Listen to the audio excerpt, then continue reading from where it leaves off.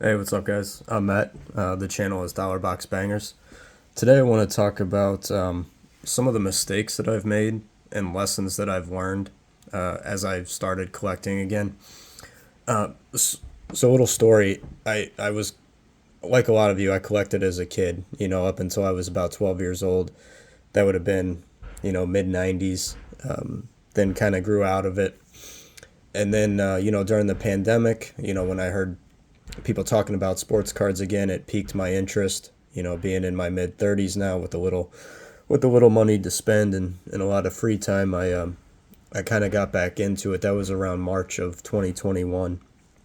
So I've been back into it pretty heavy, for over a year now.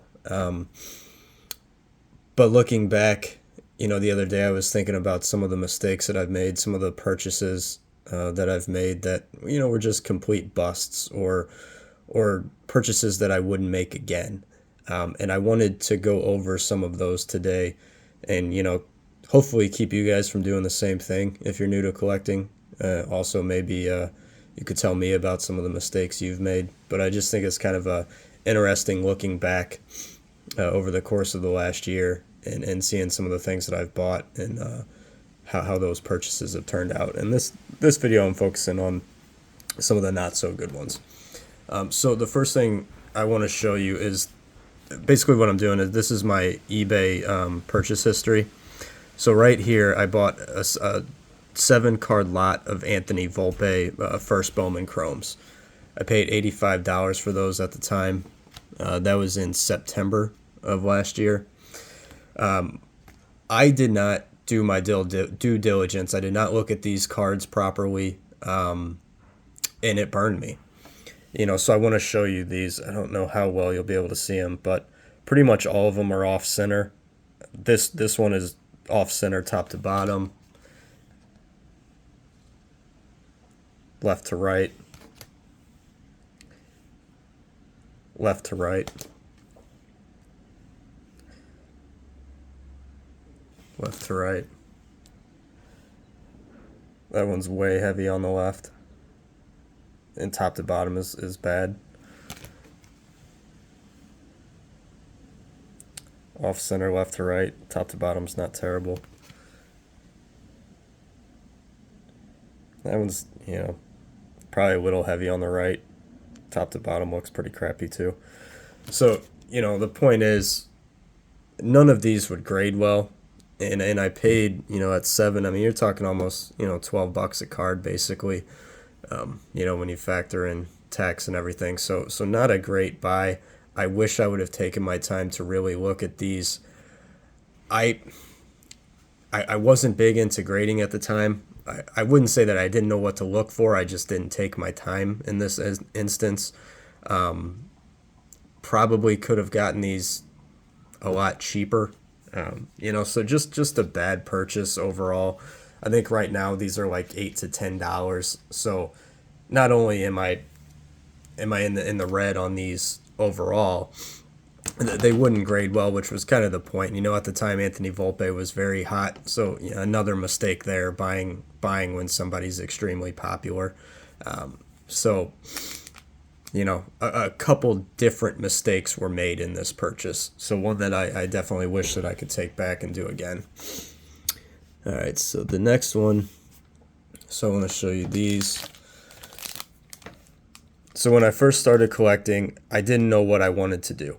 I knew that baseball was what piqued my interest. That's what I was into. But I wasn't sure. Okay, who am I going to chase? What am I going to do? Then I learned about prospecting, and I'm like, oh man, that is right up my alley. That is what I want to do. I like the idea of trying to find the young guy, early, before he turns into the next Mike Trout. Like that was so appealing to me when I first heard about prospecting. So of course I get online, I look up top 100 lists and what have you, and see who people are talking about in the Bowman products. Jason Dominguez was the guy at the time that was very popular. So I'm like, okay, great. Let me go out and buy a bunch of Jason Dominguez cards. And I see this lot of 66 Jason Dominguez cards for $45, and I'm thinking, oh well, that's a great price. It's less than $1 a card. Can't go wrong there. You know, again, at the time being new.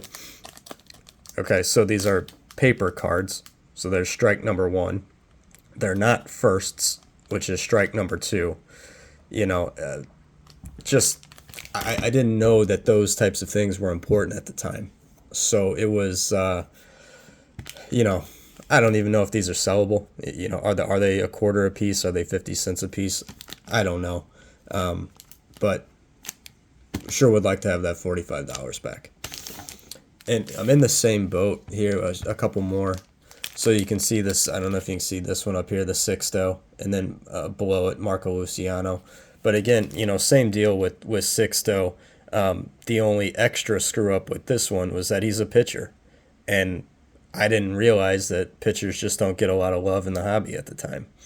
So it's a paper non-first pitcher base Bowman card. And I got a whole bunch of them. You know, I think I paid $45 for 100.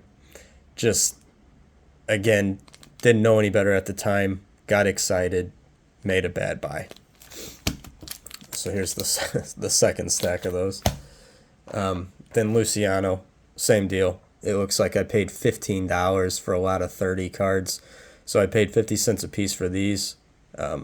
Just going to be super hard to ever sell.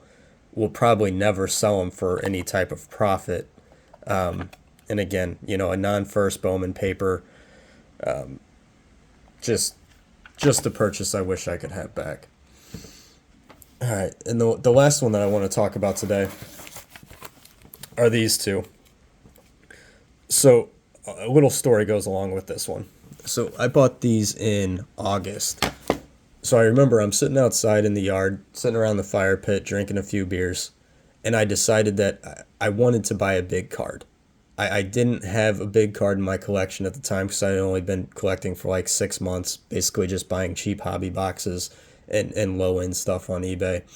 And I'm sitting out there and I said, you know, I want a big card. I want a PSA 10 of a player that I love. And I'm thinking, okay, I love Acuna. I love Bowman. Let me go out and buy a first Bowman Chrome Ronald Acuna PSA 10. So I go searching for some and I find a couple, obviously. And I put an offer out to a guy. He didn't respond. I wait maybe 10 minutes.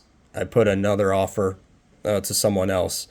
And they both accepted the offer within like 15 seconds of each other, which was weird. I don't try not to read too much into that. But, you know, I'm feeling good. I'm like, whatever. You know, I want the card if I can sell one because, at this time, cards are still pretty hot. And so I wound up buying both. So I spent, $240 for one and $250 for the other. So I've got like $500 or more into these two cards. But then when they get delivered, what do I notice? These are minis. They're not the normal size Bowman Chrome cards, both of them. I had no idea when I bought these that I was buying mini cards.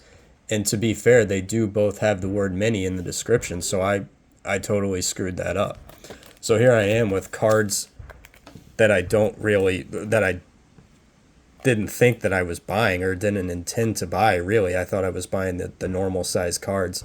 And now I've got two of them. And now I've got, $500 into these already. So just the lesson here is pay attention to, read the descriptions, read the titles, and maybe don't drink in eBay. May be the biggest thing to take away here. But anyway, guys, those are three of the mistakes that I've made so far, and I could probably do 10 more videos on other mistakes that I've made. But I thought this was kind of fun, and I would love to hear from you guys if how your first year of collecting went, if you made any mistakes. But thanks, guys, for watching. I appreciate it. See ya.